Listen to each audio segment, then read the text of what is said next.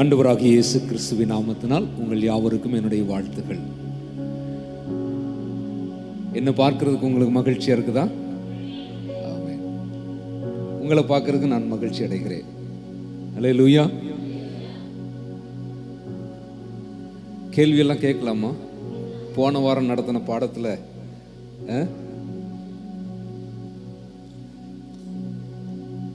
எல்லாம் ஞாபகம் வச்சிருப்பீங்கன்னு நம்புறேன். கர்த்தருக்கு ஸ்தோத்திரம். இந்த உலக வரலாற்றில் ஆவிக்குரிய பிரகாரமும் சரி அல்லது ஆன்மீக ரீதியாக, அரசியல் ரீதியாக, பொருளாதார ரீதியாக, விஞ்ஞான ரீதியாக, மருத்துவ ரீதியாக, அதாவது all these areas, spiritual means ஆன்மீகம் அப்படின்னு பொதுவாக எடுத்துக்குவோம். சரிங்களா? நம்ம ஸ்பிரிச்சுவல்னா கிறிஸ்தவ கண்ணோட்டத்தில் ஆவிக்குரியன் படிக்கிறோம். பட்டு செக்குலரில் வந்து பார்த்தீங்கன்னா அது ஆன்மீகம் அப்படின்னு சொல்லுவாங்க. சரிங்களா?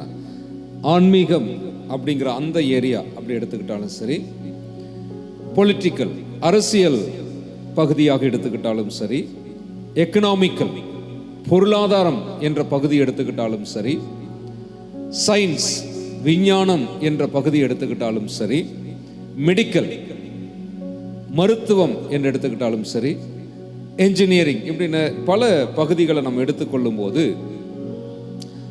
எய்தர் கிறிஸ்டியன் ஆர் நான் கிறிஸ்டியன், அதாவது அவர்கள் கிறிஸ்தவராகவும் இருக்கலாம் அல்லது கிறிஸ்தவர் அல்லாதவராகவும் இருக்கலாம். அவர்கள் எல்லாருமே தங்களுடைய காலத்தில், தாங்கள் வாழ்ந்த காலத்தில்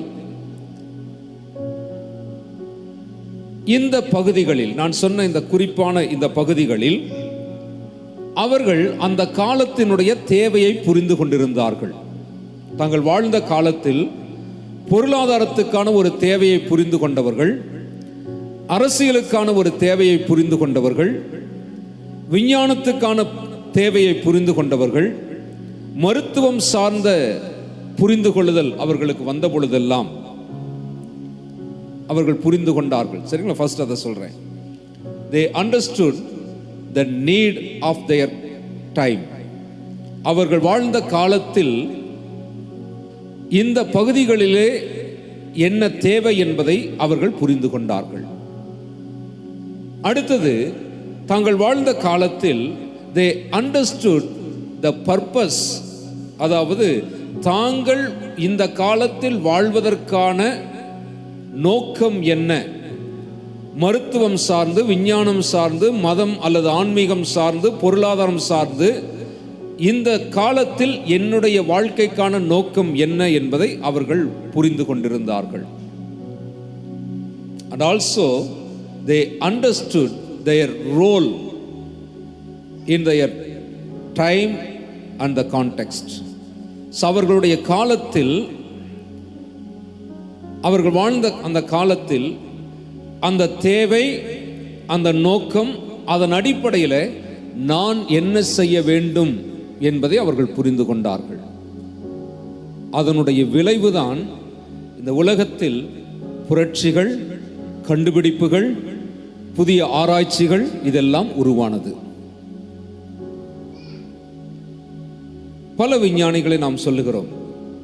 ஐன்ஸ்டீன் சொல்லுகிறோம், தாமஸ் ஆல்வா எடிசன் சொல்லுகிறோம், மேரி கியூரி சொல்லுகிறோம்.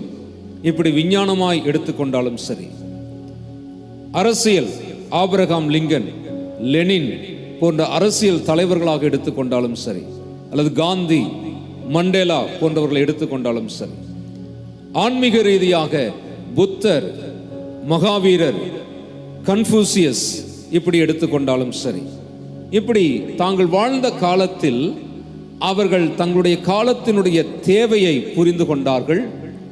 அந்த தேவையில் தங்களுடைய நோக்கத்தை புரிந்து கொண்டார்கள். அந்த நோக்கத்தில் தங்களுடைய பணி, பங்கு என்ன என்பதை அவர்கள் புரிந்து கொண்டார்கள். 2 வசனத்தை வாசித்து நாம் தேவனுடைய வார்த்தைக்குள்ளே போக போகிறோம். அப்போஸ்தலர் நடபடிகள் 13வது அதிகாரம் 36ஆம் வசனத்தில் தாவீது தன் காலத்திலே என்று ஆரம்பிக்கிறது. தாவீது தன் காலத்திலே. ஆதியாகமம் 6ஆம் அதிகாரம் 9ஆம் வசனத்தை வாசிக்கும் பொழுது, ஆதியாகமம் 6:9 நோவா தன் காலத்திலே, நோவா தன் காலத்திலே. நாம் ஜெபிப்போம். எங்களை நேசிக்கிற எங்கள் நல்ல பிதாவே, ஆசீர்வதிக்கப்பட்ட இந்த நாளிலும் எங்களோடு பேசும்படியாய் நீர் வந்திருக்கிறீர். உம்முடைய வார்த்தையை எங்கள் மத்தியிலே வெளிப்படுத்துவீராக. அதை புரிந்து கொள்ள, ஏற்றுக்கொள்ள, கற்றுக்கொள்ள, விசுவாசிக்க, கடைப்பிடிக்க தேவ கிருபை எங்களை தாங்கும்படி ஜெபிக்கிறோம். எல்லாவற்றையும் அர்ப்பணித்து இயேசு கிறிஸ்துவின் நாமத்தினால் ஜெபிக்கிறோம் எங்கள் நல்ல பிதாவே, ஆமென். அல்லேலூயா. சோ நோவாவும் தாவீதும் தங்களுடைய காலத்திலே என்ன செய்தார்கள் என்பதை அங்க வசனம் சொல்லுகிறது. தாவீது தன் காலத்திலே தேவனுடைய சித்தத்தின்படி அவன் ஊழியம் செய்தான் என்று அங்கே ஸ்தேவான் பேசுகிறார். நோவாவை குறித்து வாசிக்கும் பொழுது நோவா தன் காலத்தில் வாழ்ந்தவர்களுக்குள்ளே அவர் உத்தமனாய் இருந்தார் என்று பார்க்கிறோம். பிரியமானவர்களே, இப்ப நாம் வாழும் காலத்தின் சூழ்நிலையில் நான் என்ன செய்ய போகிறேன், என்ன செய்து கொண்டிருக்கிறேன்? In my time, in my context, என்னுடைய காலத்தில் நான் வாழ்ந்து கொண்டிருக்கிற இந்த சூழ்நிலையில் what is the need of the time and what is the purpose of time and what is the role of my what is my role in this time. So என்னுடைய பணி என்ன என்பதை நாம் புரிந்து கொள்ள வேண்டும். ஸோ அப்போ என் காலத்தில் நான், இதுதான் இந்த நாளுக்குரிய செய்தியினுடைய தலைப்பு. என் காலத்தில் நான். நாம் வாழ்ந்து கொண்டிருக்கிற அந்த காலம் பல வருடங்களுக்கு முன்பாக, பல 1000 ஆண்டுகளுக்கு முன்பாக, அல்லது பல 100 ஆண்டுகளுக்கு முன்பாகவே அப்போஸ்தலனாகிய பவுல் சொன்னார். கடைசி நாட்கள் என்று அதை குறித்து சொல்லப்பட்டிருக்கு. ஆண்டவராகிய இயேசு கிறிஸ்துவினுடைய வருகை நெருங்கி கொண்டிருக்கிறது. அவருடைய வருகைக்கான அடையாளங்கள் நிகழ்ந்து கொண்டிருக்கிறது. அவருடைய வருகையை எதிர்பார்த்து காத்து கொண்டிருக்கிற ஒரு சூழலில் நாம் இருந்து கொண்டிருக்கிறோம். அப்ப இப்படிப்பட்ட ஒரு காலத்தில் நான் என்னுடைய கான்டெக்ஸ்ட்ல, என்னை சுற்றிலும் இருக்கிற இந்த சமுதாயத்தில் அங்கே ஒரு தேவை இருக்கிறது. அந்த தேவையை நிறைவேற்ற வேண்டும் என்ற நோக்கம் எனக்குள்ள இருக்கிறது. அந்த நோக்கத்தை நிறைவேற்ற வேண்டும் என்ற அந்த பங்கு எனக்கு இருக்கிறது. இதை 2 பகுதியாக நான் பிரித்து சொல்ல விரும்புகிறேன். ஒன்று பொதுவானது, இன்னொன்று குறிப்பிடப்பட்டது. General and specific. இன்னைக்கு உங்களுக்கு பொதுவான விஷயத்தை பேச போகிறேன். என்னுடைய காலத்தில் நான் அப்படிங்கிற அந்த தலைப்பில் பொதுவாக இந்த காலத்தில் நான் என்னுடைய பங்காக நான் என்ன நிறைவேற்ற வேண்டும், எதை செய்ய வேண்டும், என்னுடைய பங்கு என்ன, என்னுடைய ரோல் என்ன, இந்த சமுதாயத்தில் என்ன தேவையாக இருக்கிறது என்பதை குறித்து ஒரு சில குறிப்புகளை இன்றைக்கு நான் உங்களுக்கு சொல்ல போகிறேன். முதலாவதாக அப்போஸ்தலர் 1ஆம் அதிகாரம் 8ஆம் வசனம் சொல்லுகிறது. ஆண்டவராகிய இயேசு கிறிஸ்து தன்னுடைய சீடர்களுக்கு கடைசியாக சொன்ன வார்த்தைகளில் இது மிக முக்கியமான ஒரு வார்த்தையாகவும் கருதப்படுகிறது, இல்லையா? நீங்கள் என்ன சொல்றாரு? பரிசுத்த ஆவி உங்களிடத்தில் வரும் பொழுது நீங்கள் பலனடைந்து எனக்கு சாட்சிகளாய் இருப்பீர்கள். நாம் வாழும் காலத்தில் நான் இயேசு கிறிஸ்துவுக்கு சாட்சியாக நாம் இருக்க வேண்டும். அல்லேலூயா.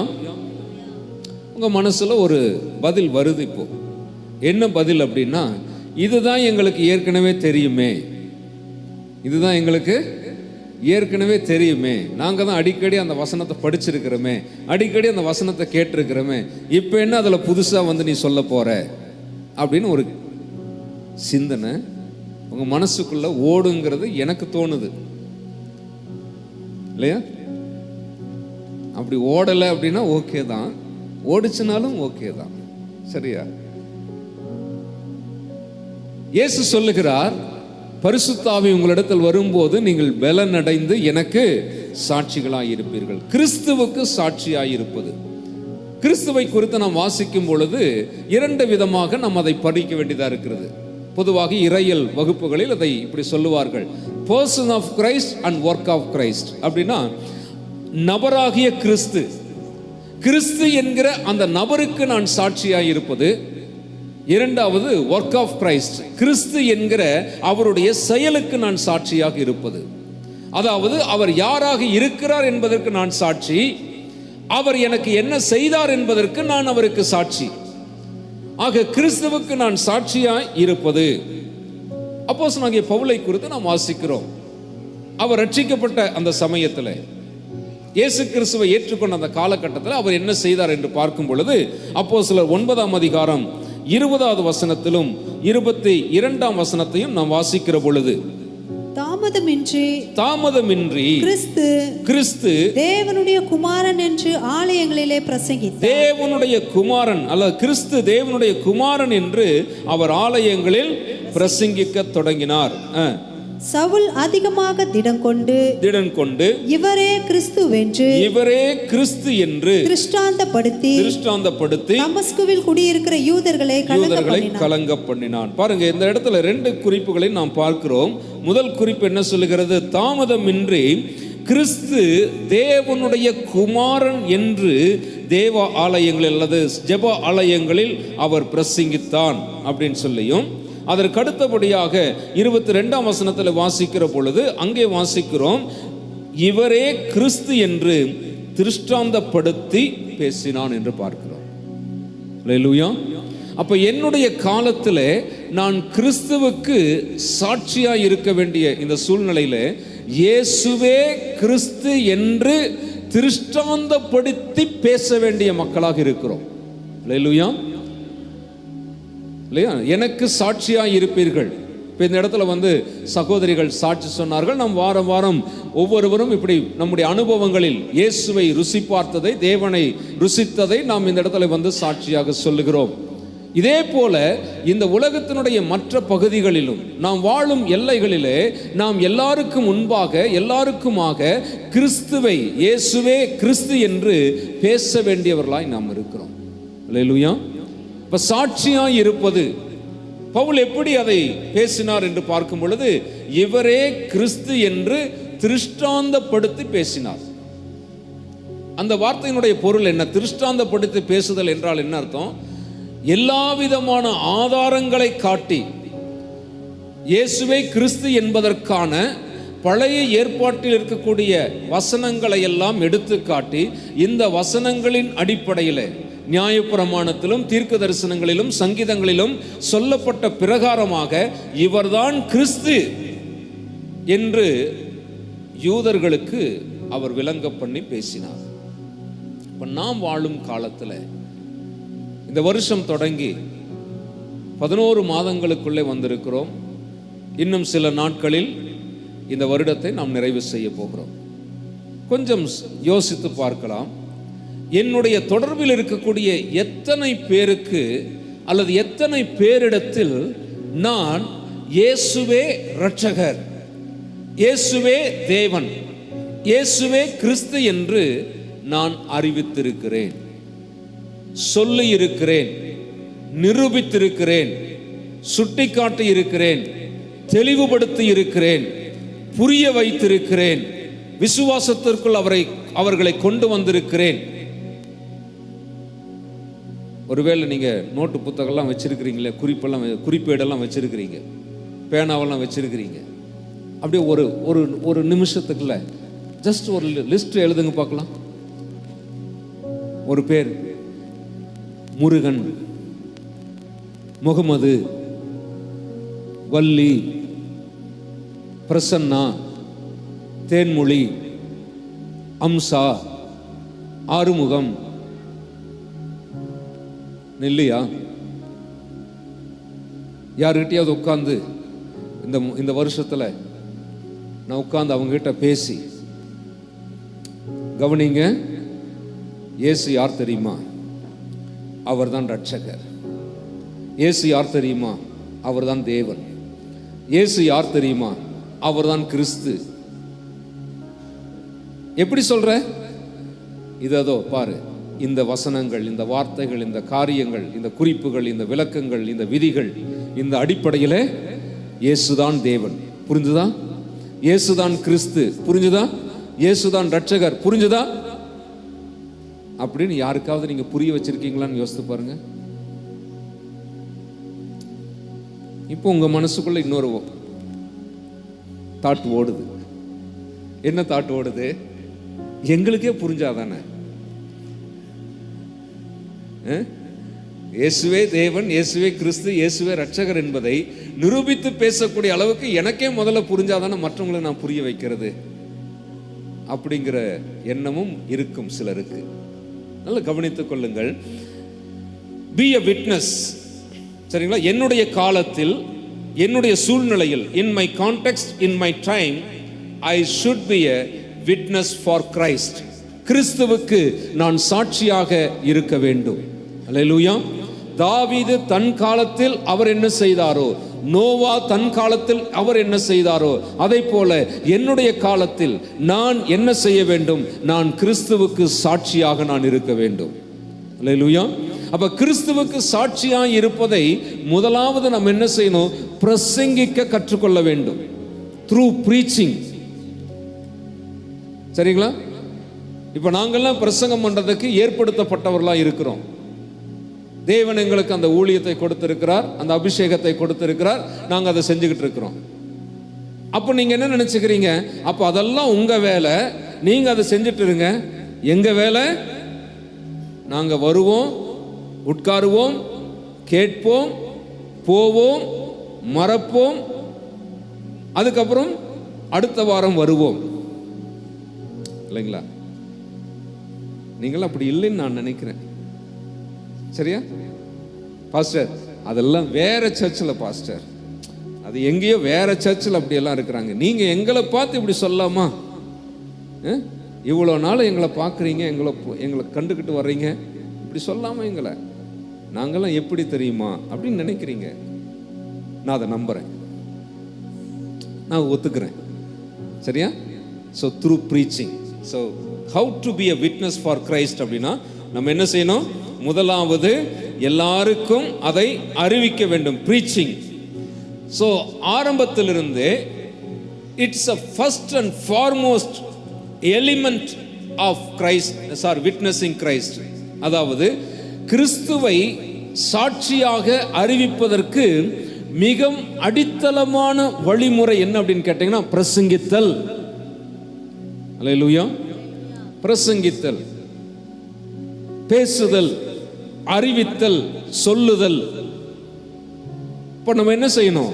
நம்மோடு கூட இருக்கிற இந்த உலகத்தில், நாம் வாழக்கூடிய இந்த காலத்தில், இந்த உலகத்தில் நாம் மற்றவர்களுக்கு கிறிஸ்துவை குறித்து அறிவிக்க வேண்டும், பிரசங்கம் செய்ய வேண்டும். அல்லேலூயா. சரி, இப்போ இப்படி ஒரு விஷயத்தை பார்க்கலாம். எல்லாருக்கும் ஆண்ட்ராய்டு ஃபோன் வச்சிருக்கிறீங்க, கேமரா யூஸ் பண்ண தெரியும், வீடியோ பதிவு பண்ண தெரியும், ஆடியோ பதிவு பண்ண தெரியும். நீங்கள் சில நேரத்தில் உங்களுடைய யாருக்காவது தகவல் சொல்லணும்னு சொன்னால் ஒன்று டெக்ஸ்ட் பண்ணுறீங்க, சம்டைம்ஸ் வாய்ஸ் மெசேஜ் அனுப்புகிறீங்க, சம்டைம்ஸ் வீடியோ கால் பண்ணுறீங்க. இதெல்லாம் நம்ம செய்ய பழகி இருக்கிறோம். என்னைக்காவது ஒரு நாள் ஒரு சின்னதாக, ஒரு ஷார்ட்டாக, ஒரு 2 minutes 1 minute, இப்போ சாட்சி சொன்னாங்க பார்த்தீங்களா? இதே மாதிரி ஒரு சாட்சி, இயேசுவை யார் என்று சொல்லி, இயேசு எனக்கு என்ன செய்தார் என்று சொல்லி, ஒரு சின்னதாக ஒரு வீடியோ பண்ணி, ஒரு ஆடியோ பதிவு பண்ணி என் ஃப்ரெண்டுக்கெல்லாம் நான் அனுப்புகிறேன், என் சொந்தக்காரங்களுக்கெல்லாம் அனுப்புகிறேன். எதெல்லாம் நம்ம அனுப்பிட்டு இருக்கிறோம்? நமக்கு யாரோ ஒருத்தன் ஃபார்வேர்ட் பண்ணுறான் பாருங்க, பொழப்பு கேட்டவன், அவனுக்கு நேரம் இல்லை, அவனுக்கு பொழுது போகலை. அவன் என்ன செய்கிறான்? அவன் ஏதோ ஒன்று பார்க்குறான். எவனோ ஒருத்தன் எவனையோ பற்றி குறை சொல்கிறது, எவனோ ஒருத்தன் எவனையோ பற்றி கிண்டல் பண்ணுறது, எவனோ ஒருத்தன் எவனையோ பற்றி ஏதோ ஒன்று வேண்டாத பேசுறது. அதை ஒருத்தன் என்ன செய்கிறான்? பொழப்பில்லாத ஒருத்தன், நேரம் இல்லாத ஒருத்தன் நமக்கு அனுப்புகிறான். நம்ம அதே மாதிரி நம்ம பொழப்பு கெட்டவங்க, நம்ம என்ன செய்கிறோம்? நம்ம அதை மெனக்கெட்டு அதுக்குன்னு ஒரு நேரம் எடுத்து நம்ம அதை ஒரு 4 பேருக்கு ஃபார்வேர்ட் பண்ணுகிறோம். ஆனால் எதை பண்ணுறது கிடையாது, இயேசுவை பற்றி பேசுறதே கிடையாது. இல்லை, இன்னைக்கு இயேசுவை பற்றி பேசுறதுக்கு ஒன்று வெக்கப்படுறாங்க, இல்லைன்னா பயப்படுறாங்க. இல்லையா? ஒன்று வெக்கப்படுறாங்க, இன்னொன்று பயப்படுறாங்க. பிரியமானவர்களே, நமக்கு கொடுக்கப்பட்ட இந்த காலம், நமக்கு கொடுக்கப்பட்ட இந்த தருணம், நமக்கு கொடுக்கப்பட்டிருக்கிற இந்த வாய்ப்பு, இது திரும்பி வராது. இன்னைக்கு ஒரு நாள் முடியுது. இந்த நாளில் நம்ம என்ன செய்யணுமோ அதை செய்ய தவறிட்டோம், முடிஞ்சு போச்சு. நம்ம என்ன நினைப்போட இருக்கிறோம், நாளைக்கு பார்த்துக்கலாம், இன்னொரு நாள் நமக்கு கிடைக்கும் அப்படின்னு சொல்லிட்டு, ஒருவேளை அந்த நாள் நமக்கு வாய்க்காமல் போய்விட்டால், கிடைக்காமல் போய்விட்டால், அந்த நாளில் நாம் இல்லாமல் போய்விட்டால் என்ன செய்யறது? அதை பற்றி நம்ம யோசிக்கிறது இல்லைல்ல. சப்போ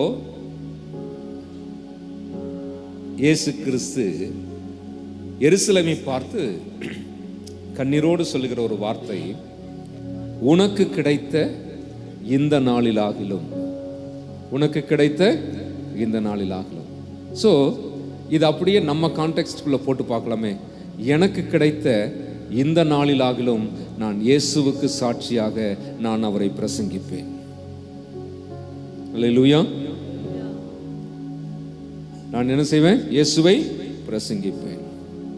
ஸோ அப்போஸ்தலனாகிய பவுல், சீஷர்கள், அப்போஸ்தலர்கள் எல்லாரும் என்ன சொன்னாங்க? இயேசுவை கிறிஸ்து என்று திருஷ்டாந்தப்படுத்தி பிரசங்கித்தார்கள். சரிங்க, எனக்கு பிரசங்கம் எல்லாம் பண்ண வராது, சரியா? இந்த மாதிரி மைக்கு பிடிச்செல்லாம் பேச தெரியாது, எனக்கு 4 பேருக்கு முன்னாடி பேசுறதுக்கு எனக்கு வராது, இப்படி சொல்றவங்க நிறைய பேர் இருக்கிறாங்க. சரியா? பிரசங்க வகுப்பு நடத்தும் போது நிறைய பேர் அப்படி பயப்பட்டு பேச தயங்கினதை நான் பார்த்துருக்கிறேன். ஒருவேளை எனக்கு அப்படி பேச வராது, சரி எனக்கு பேச தெரியாது, இந்த மாதிரி கோர்வையா பேச தெரியாது, அதெல்லாம் ஒருவேளை ஓகே.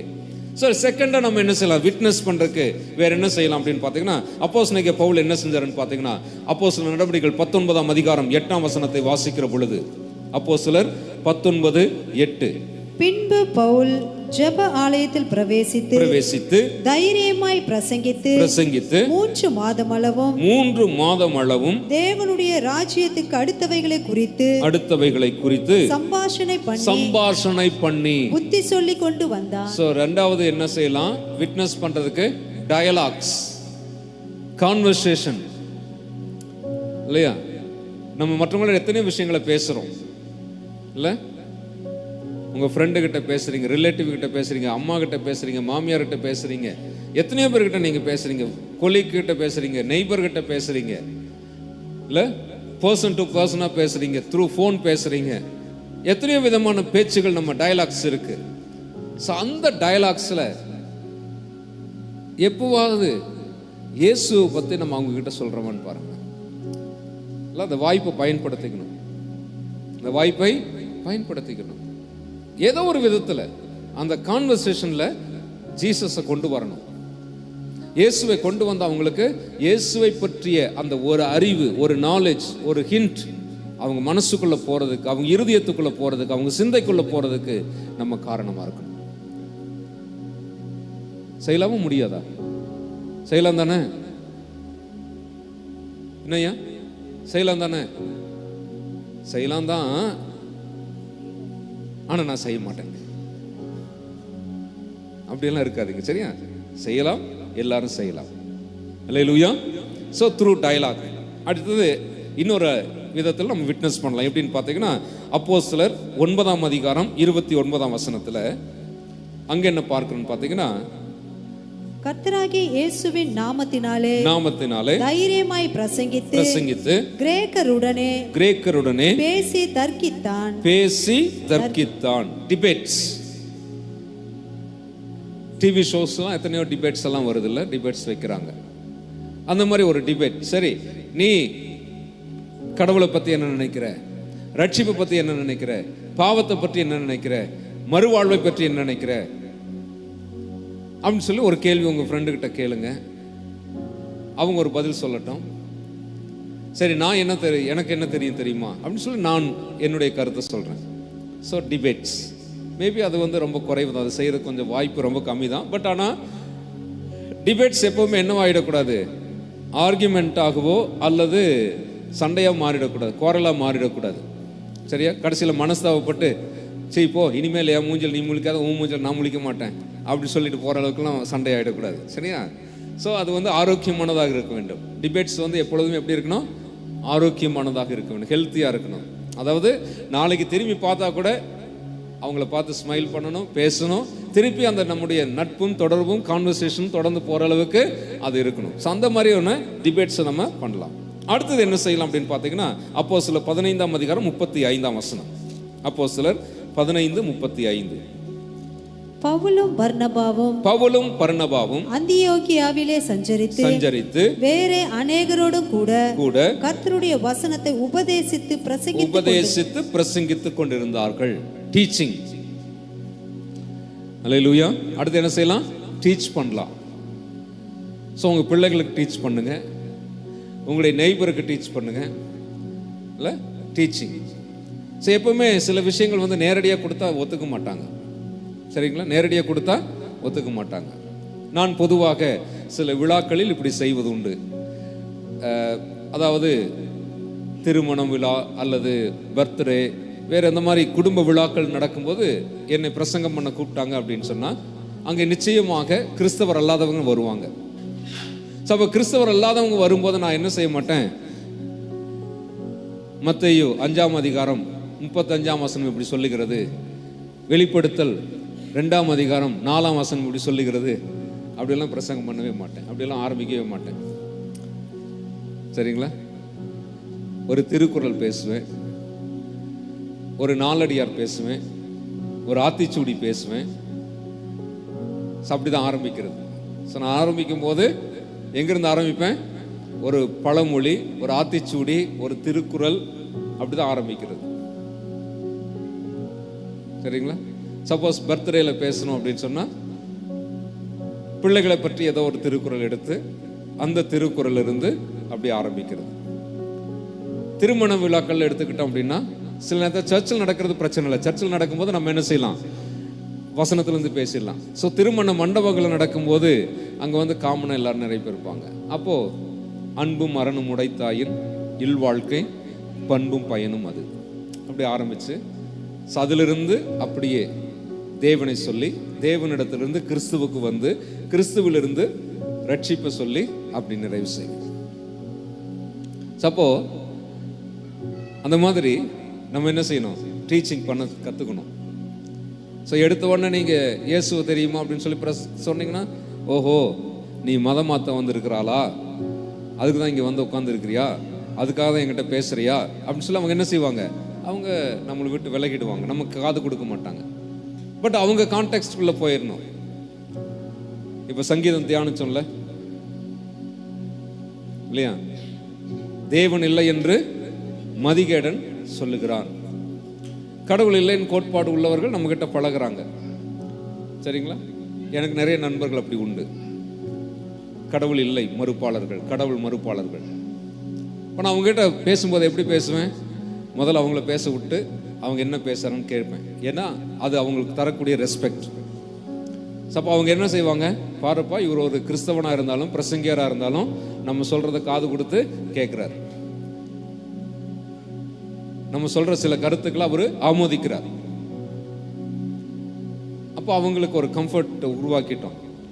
இப்போ அடுத்தது நமக்கான வாய்ப்பு வரும் பார்த்தீங்களா, அப்போ அவர்கள் சொன்ன கருத்துக்களின் அடிப்படையில் எது சரி எது தவறு அப்படிங்கிறத அவங்களுக்கு எடுத்து பேசுவேன்.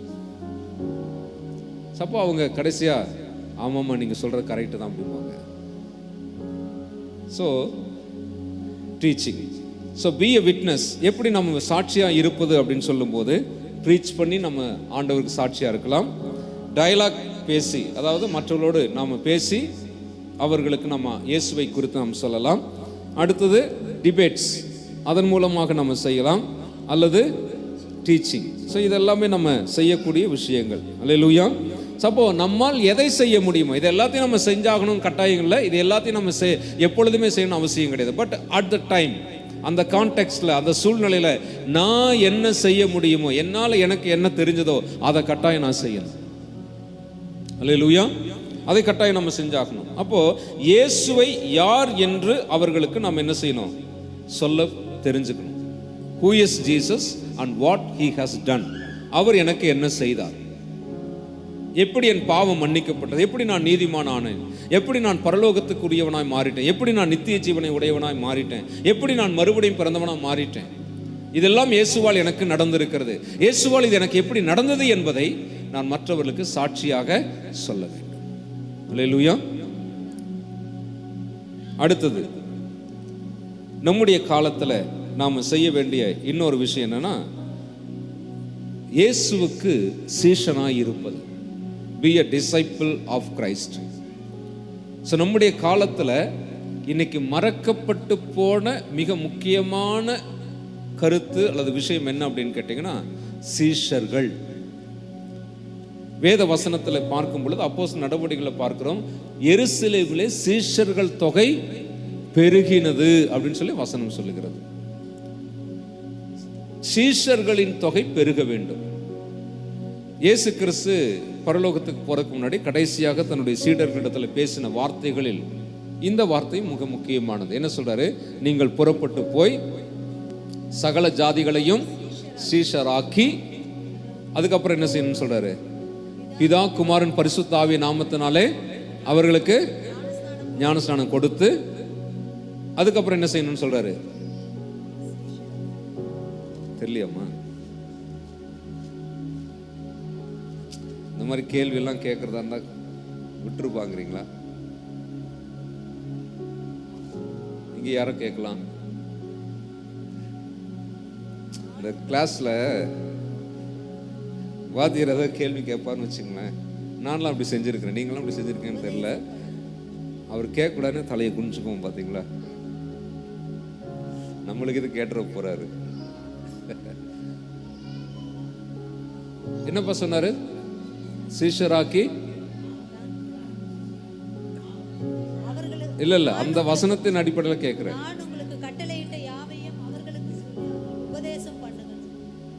நான் அங்க கை காட்டிட்டு இருக்கிறேம்மா. மேலானவர்கள் இருக்காங்க இல்லையா, நமக்கு மேலே இருக்கிறவர்கள், மேன்மக்கள். அம்மா இதை போட்டு வேற போட்டு கொடுத்துட்டாங்க பார்த்தீங்களா?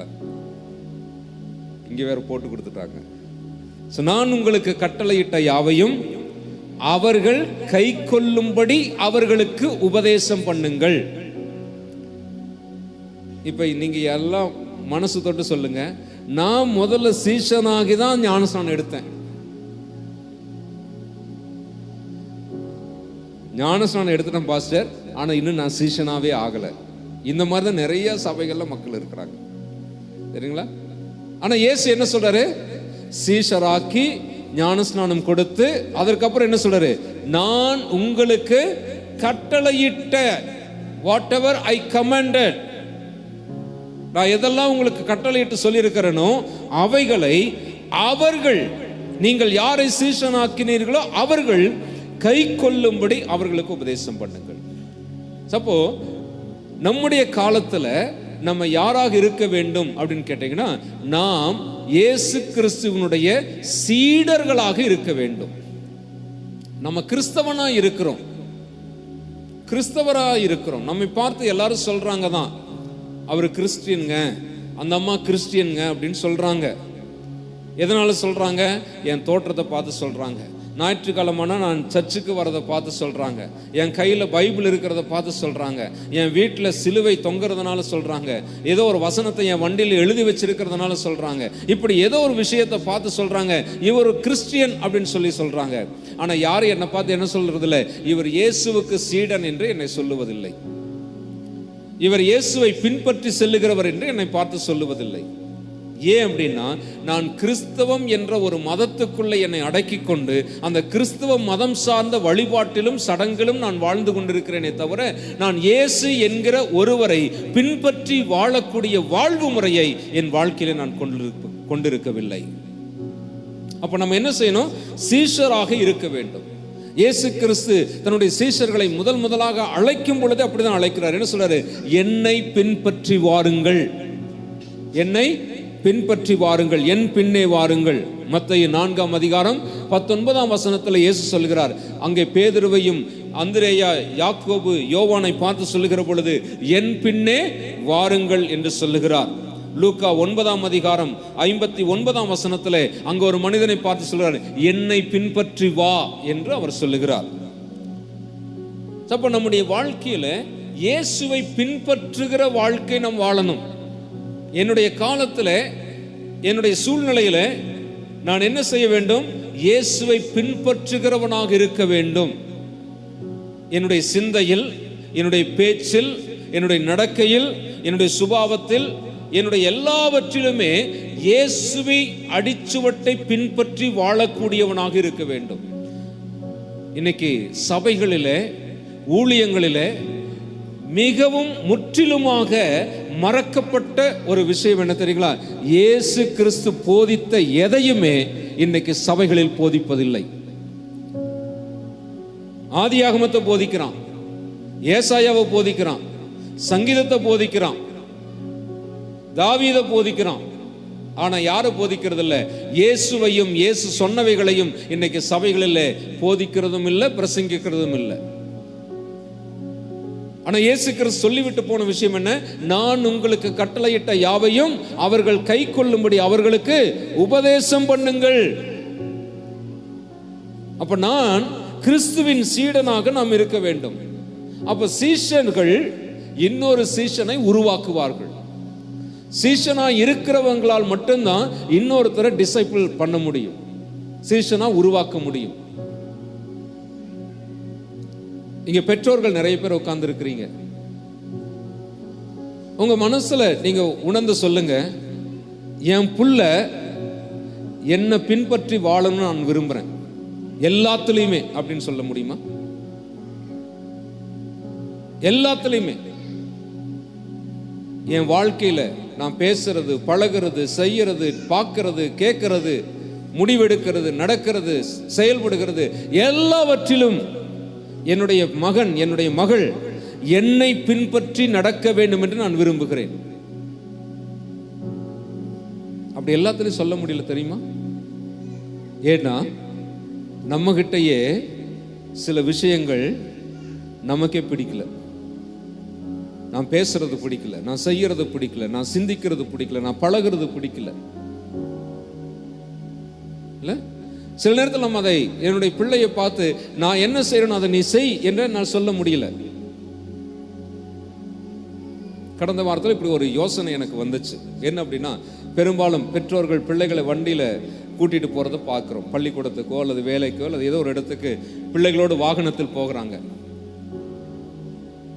எத்தனை தகப்பன்மார், வண்டி ஓட்டுறவங்க, பெண்கள் கூட, தாய்மார்கள் கூட, வாகனம் ஓட்டி செல்லக்கூடியவர்கள் தங்களுடைய பிள்ளைகளை பின்னாடி உட்கார வச்சுட்டு போறாங்க இல்லைங்களா? வில்லியர்ல உட்கார வச்சுட்டு போறாங்க. அந்த பெற்றோர்கள் நிறைய பேர், எத்தனை பேர் ஒன் வேல போற பழக்கம் உண்டு? ஒன் வே, ராங் ரூட், சிக்னலை பிரேக் பண்ணி போறது இல்ல? நமக்கு தெரிஞ்ச நம்முடைய பிள்ளைகளை கூட்டிட்டு போயிட்டு நம்ம என்ன செய்யறோம்? பிள்ளைகள் முன்னாடியே லஞ்சம் கொடுக்கிறோம். ஒரு சர்டிபிகேட் வாங்குறதுக்கு தாசில்தார் கிட்ட, விஏஓ கிட்ட இல்ல, நம்ம பிள்ளை கூட இருக்கும் போதே நம்ம லஞ்சம் கொடுத்து சர்டிபிகேட் வாங்குறோம். இதெல்லாம் பிள்ளைகளுக்கு நாம் இன்டைரக்டா என்ன சொல்லி கொடுக்கணும் தெரியுமா? நான் இன்னைக்கு என்ன செய்யறனோ அதை நாளைக்கு நீ செய். நான் டிராஃபிக் ரூலை மீறி போறேன், நான் ராங் ரூட்ல போறேன், ஒன் வேல போறேன், சிக்னலை மீறி போறேன், நீயும் அப்படி போ. இது ஒரு சின்ன விஷயம்தான். பட் இந்த ஒரு சின்ன விஷயம் பிள்ளைகளுடைய எதிர்காலத்தில் அவர்கள் எல்லாவற்றிற்கும் அந்த விதிமுறையை பின்பற்றக்கூடிய வாழ்க்கை முறைக்குள்ள போவாங்க. என்னுடைய மகள் சிறு வயதில் இருக்கும்போது நான் சபையில் பேசி கொண்டிருந்து விட்டு வீட்டுக்கு வந்த பிறகு ஏதோ ஒன்றா அன்னைக்கு நான் செஞ்சேன். எதுன்னு எனக்கு இப்போ சரியா ஞாபகம் இல்லை. அப்படி நான் செய்யும்போது என்னுடைய சின்ன மக என்னை பார்த்து கேட்ட கேள்வி இதுதான்: டேடி, காலையில் நீங்கள் சர்ச்சில் இப்படி சொன்னீங்க, ஆனால் இப்போ நீங்கள் அதுக்கு நேர்மாறாக செய்கிறீங்க. என்னை பார்த்து முகத்துக்கு முகம் நேருக்கு நேரம் என் மகன் என்ன கேட்டான். அப்போ நான் உணர்ந்தேன். ஸோ பிள்ளைகள் எவ்வளவு தூரம் நம்மை கவனிக்கிறார்கள். பொதுவாக சைக்காலஜியில் இப்படி சொல்கிறாங்க. என்ன சொல்கிறாங்கன்னா, பிள்ளைகள் நாம் சொல்லுவதை அல்ல, நாம் செய்வதை பார்த்து நடக்கிறார்கள். நம்ம சொல்கிறோம்ல, பொய் சொல்லாத அப்படின்னு நம்ம சொல்கிறோம், கோபப்படாத அப்படின்னு நம்ம சொல்கிறோம், இதை பார்க்காத அப்படின்னு சொல்கிறோம், இவங்களோட பழகாத அப்படின்னு நம்ம சொல்கிறோம், இதை செய்யாத அப்படின்னு நம்ம சொல்கிறோம். நம்ம சொல்கிறத அவங்க செய்ய மாட்டாங்க, ஆனால் நம்ம செய்கிறத அவங்க செய்வாங்க. அப்போ டிசைபிள், இயேசு கிறிஸ்துவினுடைய சீடராக நான் இயேசுவினுடைய அடிச்சுவட்டை பின்பற்றி வாழக்கூடியவனாக இருக்க வேண்டும். அப்போ என்னுடைய வாழ்க்கையினுடைய ஒவ்வொரு அடியிலும், வாழ்க்கையினுடைய ஒவ்வொரு பகுதியிலும் நான் இயேசு என்ன போதித்தாரோ அதை செய்கிறவனாக நான் இருக்க வேண்டும். இந்த உலகத்தில் நிறைய மத குருமார்கள் இருக்கிறார்கள். பிற மதங்களில் மத குருமார்கள் இருக்கிறார்கள். நீங்க அந்த மத குருமார்களை பின்பற்றி நடக்கக்கூடிய மக்களை நீங்கள் பார்த்தீர்கள் என்றால், ஒருவேளை அவங்க கிட்ட உங்களுக்கு ஒரு பழக்கம் இருக்குது, அவங்களுடைய அறிமுகம் இருக்குதுன்னு சொன்னா நீங்க கவனிச்சு பாருங்க. அவர்கள் தங்களுடைய வாழ்க்கையில, தங்களுடைய பேச்சுல, தங்களுடைய செயல்களில் எல்லாத்திலையுமே வார்த்தைக்கு வார்த்தை, நிமிடத்துக்கு நிமிடம் எங்க குரு சொன்னாரு, எங்க குரு இப்படி சொல்லியிருக்காரு, எங்க குரு இப்படிதான் செய்வாரு, எங்க குரு இப்படிதான் முடிவெடுப்பாரு, நேற்று கூட எங்க குரு இப்படிதான் சொன்னாரு, எங்க குரு இப்படிதான் செய்ய சொல்லியிருக்காரு அப்படின்னு சொல்றத கவனிக்க முடியும். ஆனா இன்னைக்கு எத்தனை கிறிஸ்தவங்க சொல்ல முடியும், நான் எங்க இயேசு சொன்னதான் நான் செய்யறேன், எங்க இயேசு இப்படி சொல்லியிருக்காரு, எங்க இயேசு இப்படி பேச சொல்லியிருக்காரு, எங்க இயேசு இப்படி கொடுக்க சொல்லியிருக்காரு, எங்க இயேசு இப்படி மன்னிக்க சொல்லியிருக்காரு, எங்க இயேசு இப்படி இரக்கம் காட்ட சொல்லியிருக்காரு, எங்க இயேசு இப்படி அன்பு செலுத்த சொல்லியிருக்கிறாரு, எங்க இயேசு இப்படி நன்மை செய்ய சொல்லியிருக்காரு, அதனால் நான் அப்படி செய்யறேன், ஏனென்றால் நான் இயேசுவுக்கு சீடனாக இருக்கிறேன். அப்படி சொல்ல முடியுதான்னு பாருங்களேன். இந்த கேள்வியை நான் உங்களை குற்றப்படுத்துவதற்காக, குறை சொல்றதுக்காக, சிந்திச்சு பார்க்கறதுக்காக கேட்கிறேன். Just think about your self. வேணா இன்னைக்கு போயிட்டு வீட்டுக்கு போவீங்க, போன பிறகு நேராக கிச்சனுக்கெல்லாம் போகாதீங்க, மார்க்கெட்டுக்கெல்லாம் போகாதீங்க. அதெல்லாம் போனால் கூட நேராக வீட்டுக்கு போன பிறகு உங்கள் வீட்டில் ஒரு கண்ணாடி இருக்கும்ல, இருக்கா? கண்ணாடி இருக்கா? காலைல தலையெல்லாம் வாரிட்டு வந்தோம் இல்லைங்களா? என் தலை பிரச்சனை கிடையாது, உங்கள் தலையெல்லாம் கஷ்டப்பட்டு வாரணும், சரியா? அந்த கண்ணாடிக்கு முன்னாடி நின்று என்ன செய்யுங்க, டே ராஜகுமார், நீ இயேசுவை பின்பற்றி நடக்கக்கூடிய உண்மையான சீடனா இருக்கிறாயா அப்படின்னு உங்களை பார்த்து நீங்க கேளுங்க. உங்க பேரை சொல்லி கேளுங்க.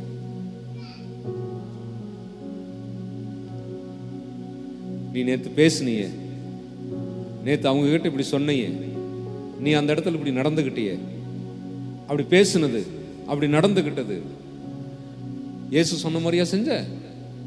இயேசு அப்படியே செய்ய சொன்னாரு, இயேசு அப்படியே பேச சொன்னாரு, இயேசு அப்படியே நடந்துக்க சொன்னாரு.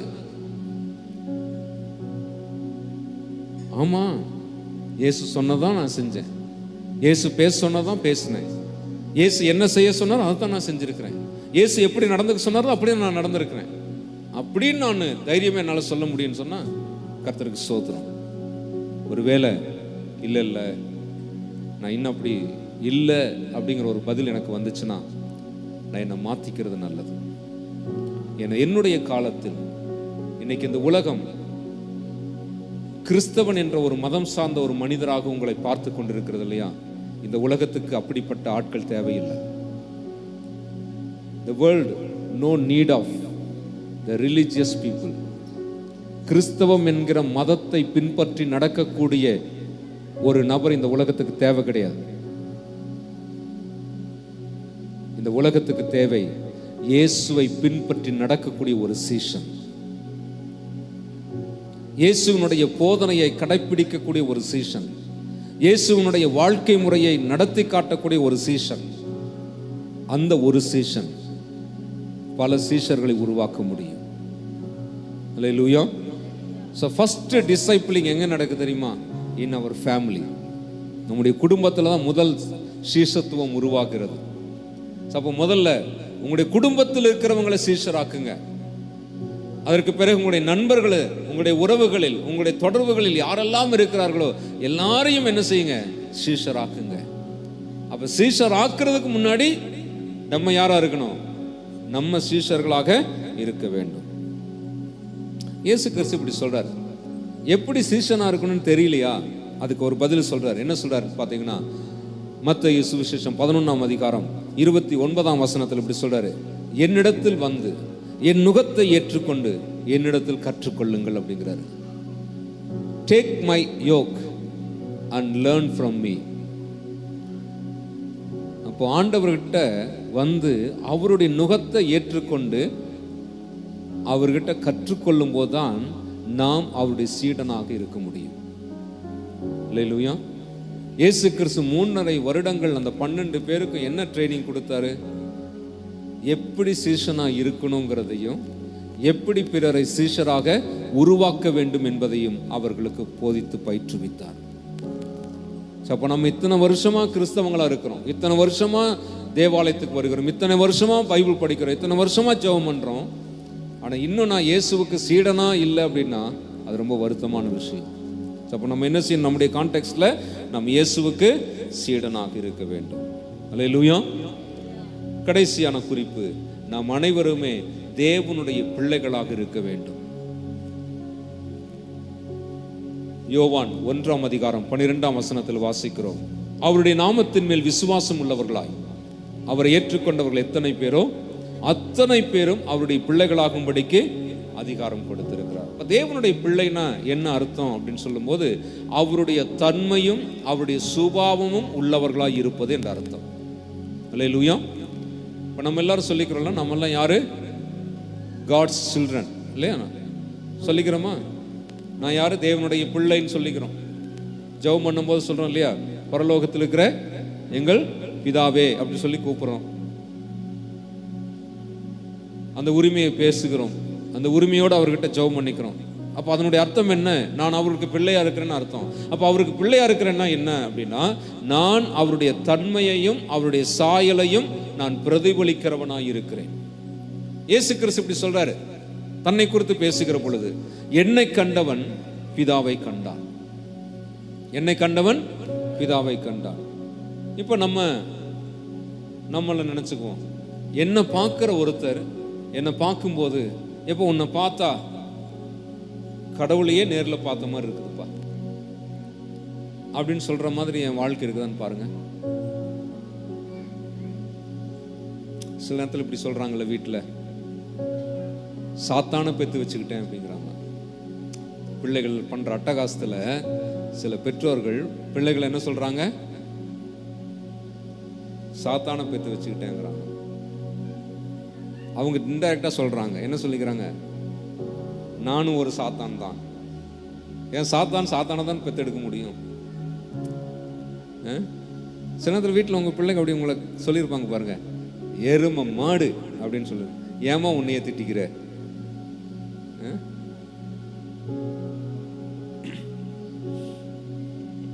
நம்ம தேவனுடைய பிள்ளைகளா இருக்கும் பொழுது தேவனுடைய தன்மையையும் சுபாவத்தையும் வெளிப்படுத்த வேண்டியவர்களாக இருக்கிறோம்.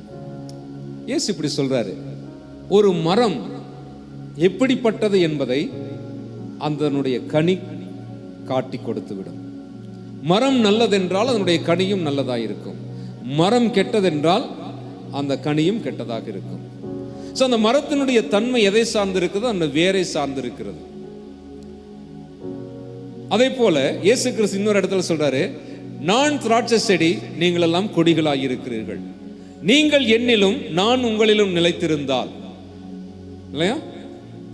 நான் உங்களிலும் உங்கள் வார்த்தைகள் என் வார்த்தைகள் உங்களிலும் நீங்கள் என்னிலும் நிலைத்திருந்தால், அப்ப அந்த ஒருவருக்கொருவர் நிலைத்திருக்கிற அந்த தன்மையானது என்ன செய்து அந்த கனி கொடுக்கிற வாழ்க்கைக்குள்ளே மாற்றுகிறது. அல்லேலூயா. அப்போ நம்ம கூட பழகிறவங்க என்ன சொல்லணும் அப்படின்னு கேட்டீங்கன்னா, they should say I see God in you. உனக்குள்ள நான் கடவுளை பார்க்கறேன்னு சொல்லணும். உனக்குள்ள யாரை பார்க்கறேன்? கடவுளை பார்க்கறேன் அப்படின்னு அவங்க சொல்லணும். அவங்க சொல்லணும், உன் கூட பழகுற வேளையிலே, உன் கூட பேசுகிற வேளையிலே நான் கடவுளோடு இருக்கிற ஒரு அனுபவத்தை நான் அனுபவிக்கிறேன்னு சொல்லணும். இப்போ நம்ம ஆராதனை நேரத்தில் சகோதரன் அழகாக நம்மளை நடத்தினார் இல்லையா? நம்ம எல்லாரும் பாடினோம், மகிமைப்படுத்தினோம், ஸ்தோத்தரித்தோம், ஆராதனை செய்தோம் இல்லையா? நம்ம சொல்கிறோம் இல்லையா, ஆண்டவருடைய பிரசன்னம் இங்கே இருக்கிறது அப்படின்னு சொல்கிறோம். ஆண்டவன் இங்கே மகிமையோடு இறங்கி இருக்கிறார் அப்படின்னு நம்ம சொல்கிறோம்.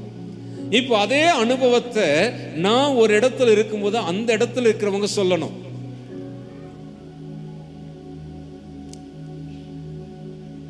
எனக்கெல்லாம் ஒரு ஆசை உண்டு. என்ன ஆசை உண்டுன்னா, சில ஊழியக்காரர்களை பற்றியெல்லாம் நான் கேள்விப்பட்டிருக்கிறேன். என்னன்னா, அவர்கள் ஒரு இடத்துக்கு போனாங்க அப்படின்னா அவங்க போகும்போதே அங்க இருக்கிற அசுத்தாவிகளெல்லாம் அலறுமா.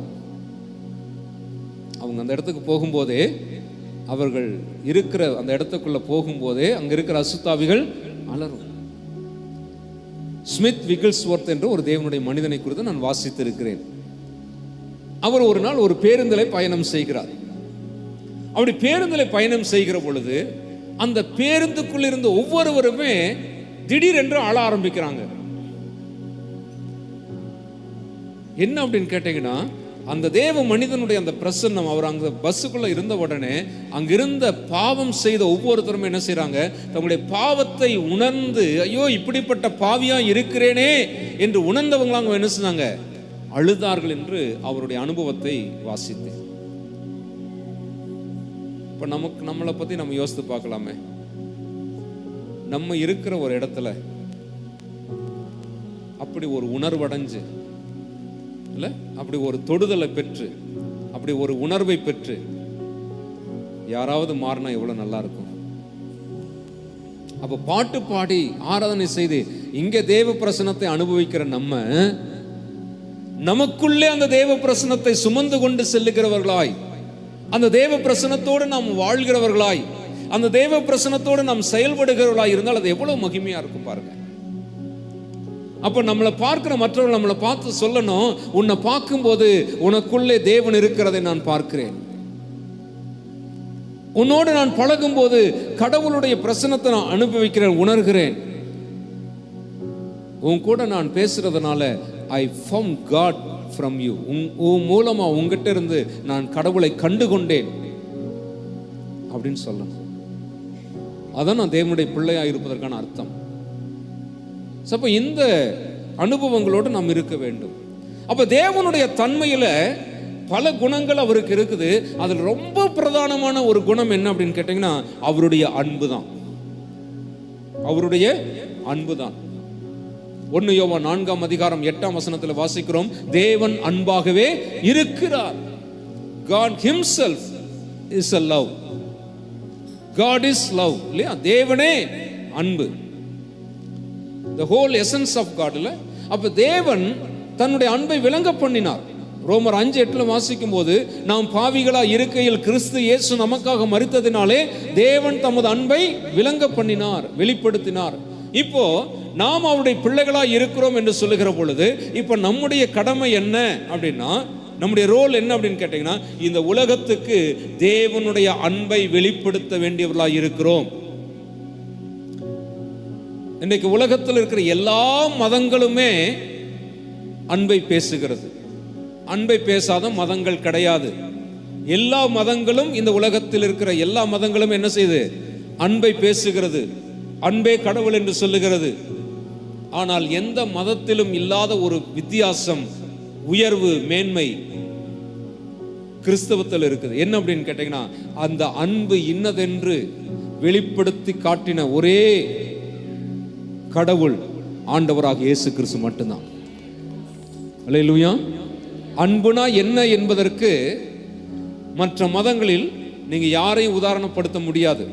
அந்த கடவுள் கிட்ட போயிட்டு, நீ அன்புதான் கடவுள் சொல்றியே, அன்பா இருக்கணும்னு சொல்றியே, அன்பு எப்படி காட்டணும், அன்பு எப்படி இருக்கும் எனக்கு சொல்லு அந்த மதங்கள் அதுக்கு பதிலே கிடையாது. ஆனா உங்ககிட்டையும் என்கிட்டையும் அதுக்கு பதில் இருக்கு. அன்புனா என்ன தெரியுமா? பாவியா இருக்கையில் கிறிஸ்து எனக்காக மரித்தார் இல்லையா, அதுக்கு பேர் தான் அன்பு. அல்லேலூயா. இப்போ நான் தேவனுடைய பிள்ளை அப்படிங்கிற பட்சத்துல நான் அந்த அன்பை காட்டணும். அல்லேலூயா. கொஞ்சம் யோசித்து பாருங்க, உங்களில் எத்தனை பேர் யாரையாவது பார்த்து மூஞ்சியை திருப்பிட்டு போற சூழல் இருக்குதா? நான் அவகிட்ட பேச மாட்டேன், நான் அவங்கிட்ட பேச மாட்டேன், அவன் அங்க வர்றா நான் போக மாட்டேன், அவன் அங்க வர்றான் நான் போக மாட்டேன்.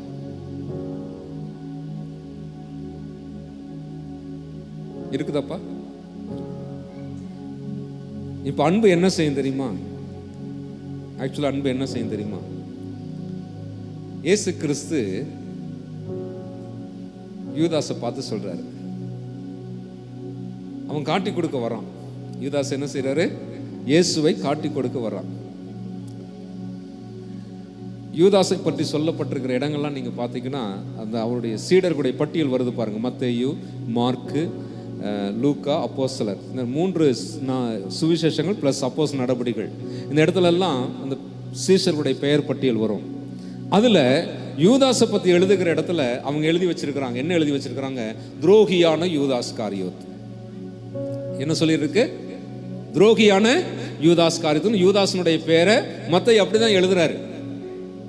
ஆனா யூதாஸ் காட்டி கொடுக்க வருகிற பொழுது இயேசு யூதாசை பார்த்து சொல்லுகிறார், சிநேகிதனே.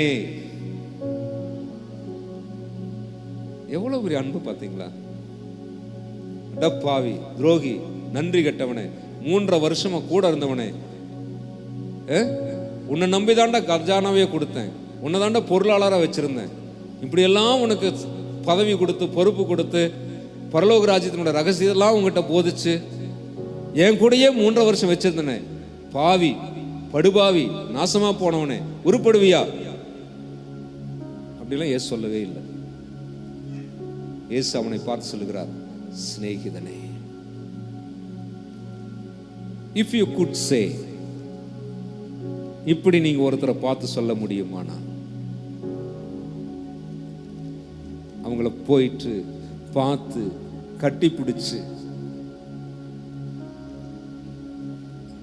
I love you my brother, I love you my sister, நான் உன்னை நேசிக்கிறேன்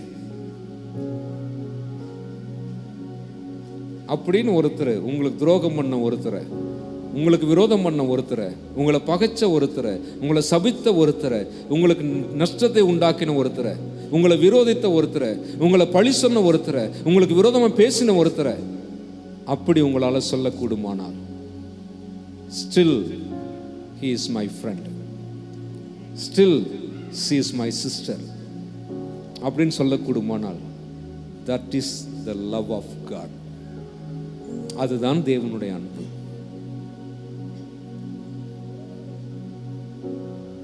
இந்த அன்பு காட்டக்கூடிய ஒரு நபராகத்தான் இன்னைக்கு இருக்கிற கான்டெக்ஸ்ட்ல நீங்க காண்பிக்க வேண்டியதா இருக்குது. இன்னைக்கு இந்த உலகத்துல பழி வாங்குதல் இருக்குது இல்லையா? பழி வாங்குதல். ஒருவர் ஏதாவது தவறு பண்ணிட்டு அவங்கள பழி வாங்குறாங்க, அவர்களுக்கு தீங்கு செய்யறாங்க, விரோதிக்கிறாங்க, பகைக்கிறாங்க, ஒதுக்குறாங்க. இப்படிப்பட்ட அந்த உலகத்துல நேசிக்கிறதுக்கு ஒருத்தர் வேண்டும், அன்பு செலுத்த ஒருவர் வேண்டும், நன்மை செய்ய ஒருவர் வேண்டும், விட்டு கொடுக்க ஒருவர் வேண்டும், தாழ்ந்து போக ஒருவர் வேண்டும், இரக்கம் காட்ட ஒருவர் வேண்டும். அது நீங்களாகத்தான் இருக்க வேண்டும். அல்லேலூயா. சப்போ 3 குறிப்புகளை நான் உங்களுக்கு சொன்னேன் இல்லையா? ஆரம்பத்தில் சொன்னேன், உலகத்தினுடைய வரலாற்றில் விஞ்ஞானம், அறிவியல், அரசியல், ஆன்மீகம் இவைகள் எல்லாவற்றிலுமே அவர்கள் வாழ்ந்த காலத்தில் அவர்கள் ஒரு தேவையை உணர்ந்தார்கள். அந்த தேவையின் மத்தியிலே தங்களுடைய நோக்கத்தை உணர்ந்தார்கள். தங்களுடைய நோக்கத்தை உணர்ந்த போது தங்களுடைய பங்கு என்ன என்பதை உணர்ந்தார்கள். அதனுடைய விளைவுதான் இன்றைக்கு இவ்வளவும் உலகத்தில் நடந்து கொண்டிருக்கிறது.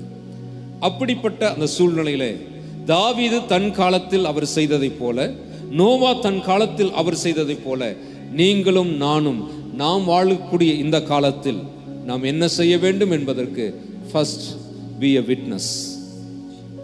இயேசுவுக்கு நாம் ஒவ்வொருவரும் சாட்சியாக இருக்க வேண்டும். Number 2, be a disciple. இயேசு கிறிஸ்துவுக்கு நாம் சீடனாக இருக்க வேண்டும். Number 3, be a child of God. தேவனுடைய பிள்ளையாக நாம் இந்த உலகத்தில் நாம் இருக்க வேண்டும். அல்லேலூயா. அப்போ நம்முடைய காலத்தில் என் வழியாக, என் மூலமாக மற்றவர்கள் தேவனை அறிய வேண்டும்.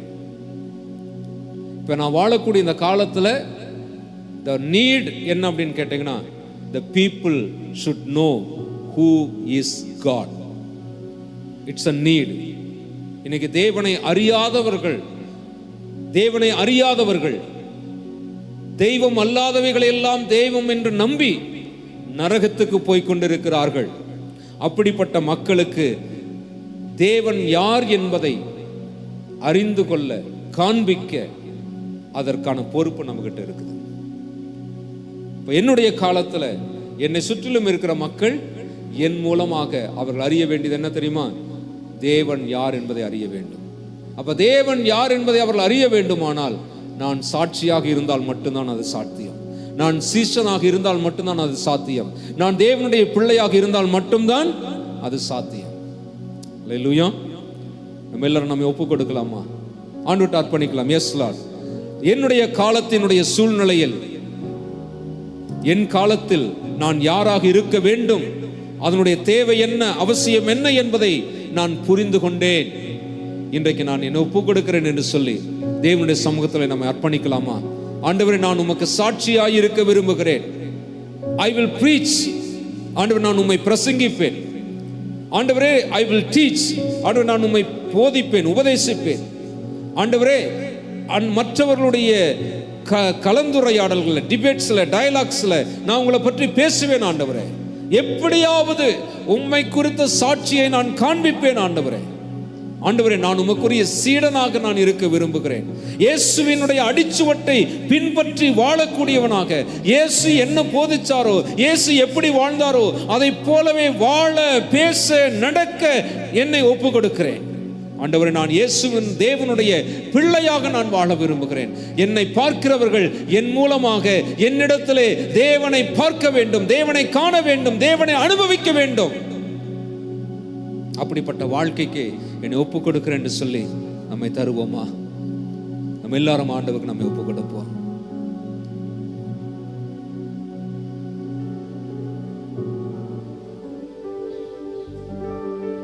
Praise God. Hallelujah. ஆண்டவரே, ஸ்தோத்திரிக்கிறோம். எல்லாரும் நம்மை ஒப்பு கொடுப்போமா? Praise God.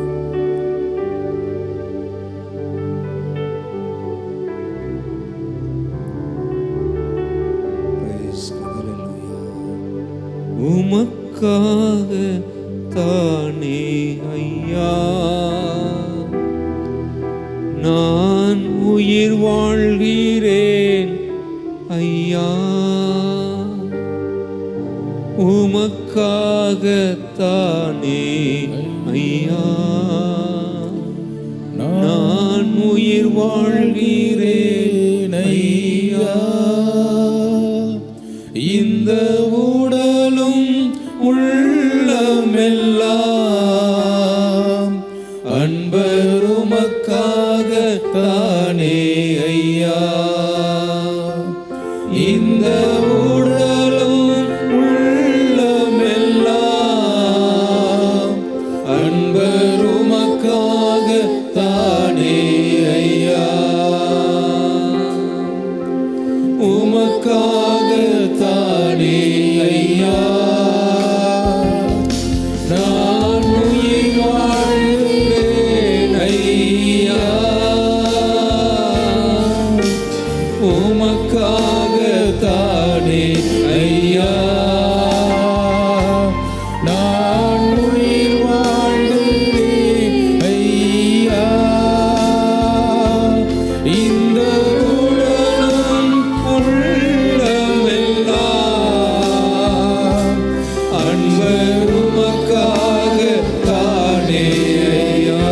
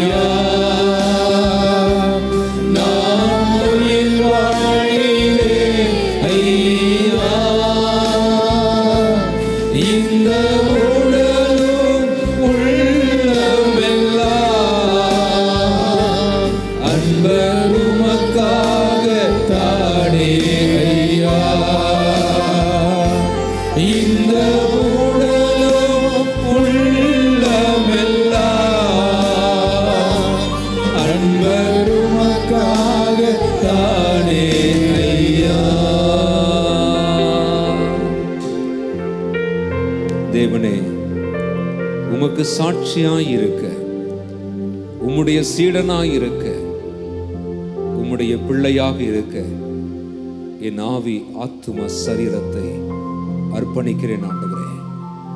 நான் வாழும் இந்த காலத்தில் இந்த உலகம் உம்மை அறிந்து கொள்வதற்கு, உம்முடைய ரட்சிப்பை அடைவதற்கு, உம்முடைய அன்பை அறிவதற்கு நான் என்ன செய்ய வேண்டுமோ, எப்படி இருக்க வேண்டுமோ, எப்படி வாழ வேண்டுமோ அப்படி இருக்க, அப்படி செய்ய, அப்படி வாழ என்னை ஒப்புக் கொடுக்கிறேன். என்னை எடுத்து பயன்படுத்தும்படி தருகிறேன் ஆண்டவரே.